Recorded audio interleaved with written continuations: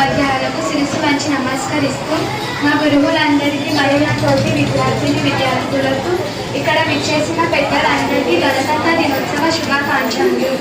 గణతంత్ర దినోత్సవం సందర్భంగా మన పాఠశాలలో ఉపన్యాస పోటీలు తెలిసి నాకు తోచిన 2 అంశాలపై విషయాలు చెప్పదలుచుకున్నాను. నేను మాట్లాడాలనుకుంటున్న విషయం కాలుష్యం.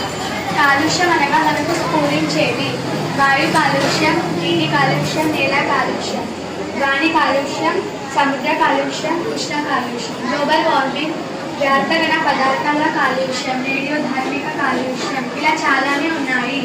నేను పరిశీలించిన ఈ చిన్ని ప్రపంచంలో కాలుష్యాల గురించి మాట్లాడతాను. నేను రోడ్డు మీద నడుస్తూ పోతుంటే దుమ్ము ధూళితో లేచి బట్టలన్నీ మురికి అవుతాయి. 2 గంటలు రోడ్డుపై తిరుగుతుంటే దుమ్ము ధూళితో లేచి నిండిపోతుంది. ఇంటికి వచ్చి చూసుకుంటే ముక్కు నిండా మురికే.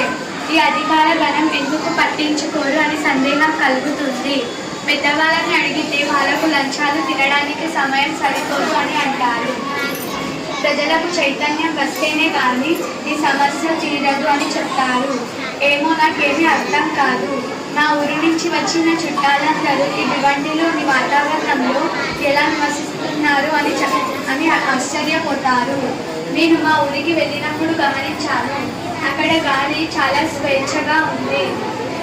అక్కడ చాలా బాగా అనిపించింది. ఆ రోడ్డులు చాలా విశాలంగా ఉన్నాయి, ఎలాంటి చెత్తా చెదారాలు లేకుండా. న్యాయకుల రేఖనే నా మాలాంటి పిల్లల ఆరోగ్యం గురించి పట్టించుకోండి. నేటి బాలనే రేపటి పౌరుడు కదా, ఆరోగ్యమే మహాభాగ్యం అని మా గురువులు చెప్తారు. మరి మంచి ఆరోగ్యం ఉండాలంటే మంచి వాతావరణంలోనే లభిస్తుంది కదా. ఇక చెత్తా చెదారాల గురించి చెప్పనక్కర్లేదు. ఎక్కడ పడితే అక్కడ చెత్తా చెదారాలు కనిపిస్తాయి. మరందరికీ చదువు చోట అప్పుడప్పుడు తిరిగితే కనిపిస్తుంది. ఆ చెత్త మరియు దాని నుంచి వచ్చే దుర్వాసన అబ్బో ముక్కు మూసుకొని నడవాల్సిందే. ప్రజలకు ఎంత చెప్పినా మనుషులు ఎక్కువగా ఆచరించినవి రోడ్డుపై చెత్త కుప్పలుగా పెరిగిపోతుంది.